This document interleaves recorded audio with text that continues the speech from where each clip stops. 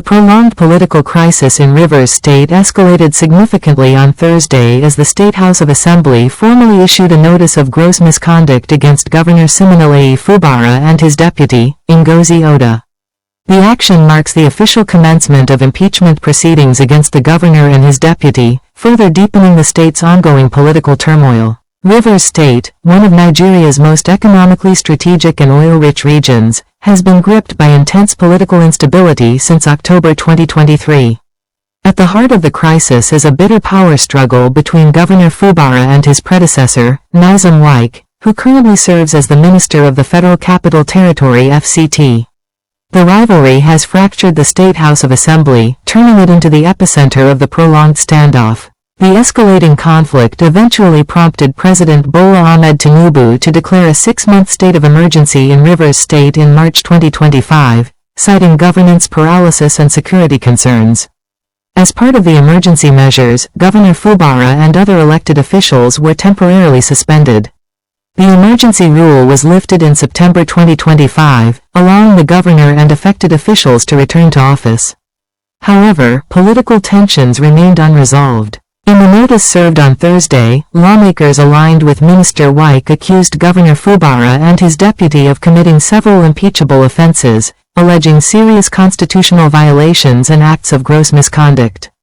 The impeachment move comes shortly after Governor Fubara defected from the opposition People's Democratic Party (PDP) to the ruling All Progressives Congress (APC), a development that has further polarized the state's political landscape. Under Section 188 of the 1999 Constitution of the Federal Republic of Nigeria as amended, a State House of Assembly is constitutionally empowered to remove a governor and deputy governor from office through impeachment. However, the procedure is governed by strict constitutional safeguards designed to ensure due process. The impeachment process begins with a written notice of allegations, signed by at least 1/3 of the members of the House of Assembly, and presented to the Speaker.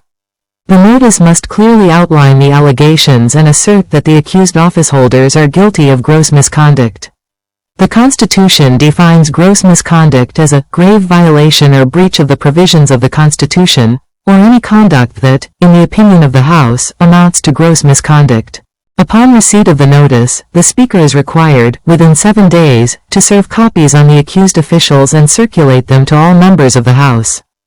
Within 14 days of service, the House must debate the matter and determine, by a 2/3 majority vote, whether the allegations warrant investigation. If the motion to investigate is approved, the Chief Judge of the state is mandated, within 7 days, to constitute a 7-member investigative panel composed of individuals of unquestionable integrity. Members of the panel must not belong to any legislative body, political party, or public service. The panel is granted up to 3 months to conduct its investigation and submit a report to the House. Where the panel finds that the allegations lack merit, the impeachment process terminates immediately. However, if the panel substantiates the allegations, the House must, within 14 days, vote on a resolution to remove the governor or deputy governor from office. This resolution also requires a 2/3 majority of all members. The Constitution expressly limits judicial intervention in impeachment matters, except where there is a clear violation of due process. Section 191(2) of the 1999 Constitution provides clear guidance on succession where both the governor and deputy governor vacate office simultaneously, whether through impeachment, resignation, death, or other circumstances.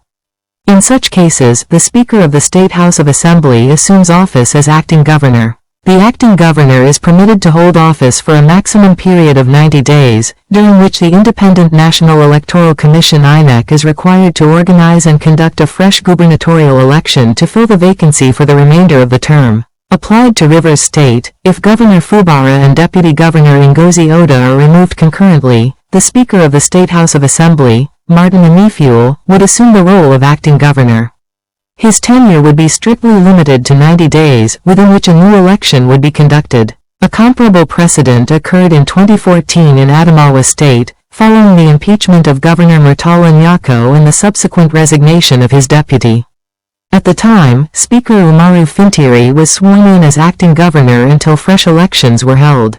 We, the undersigned members of the Rivers State House of Assembly, hereby forward to you a notice of gross misconduct by the Governor of Rivers State in the performance of the functions of his office. Gross misconduct 1. Reckless and unconstitutional expenditure of public funds contrary to section 120, 120, 112, and 122 of the Constitution of the Federal Republic of Nigeria, 1999, as amended. Particulars of gross misconduct. A. That His Excellency Sir Siminalayi Fubara, GSS, Governor of Rivers State, refused to present the Rivers State Appropriation Bill 2024 to the Rivers State House of Assembly, contrary to section 121.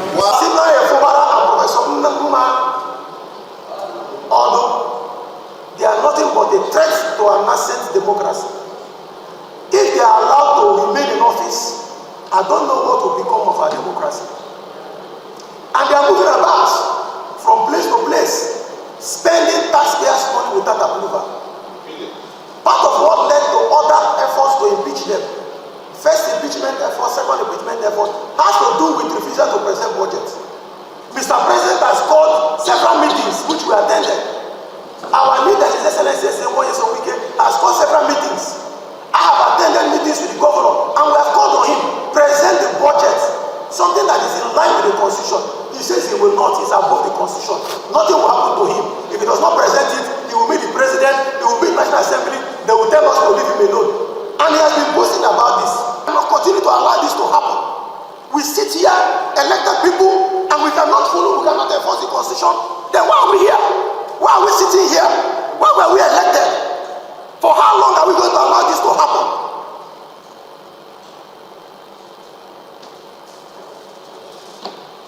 Distinguished colleagues, enough is enough. If they want us to forget the legislature, we leave the legislature. Let only the governor and the deputy governor spend as they like and eat our money and do as they like. Why were we elected? Why do we have the legislature? Why can't we be allowed to do our job? I don't think it's necessary. No, I just want to have this. I don't think it's necessary. They should not allow him to do his thing. They should allow him to follow the due process of whatever going on in the House of Assembly. They should come together to align with him, know why he has not presented the budgets which they are talking about. Then, if there is anything behind the scene which they are not telling us or we don't know, they can also sort it out.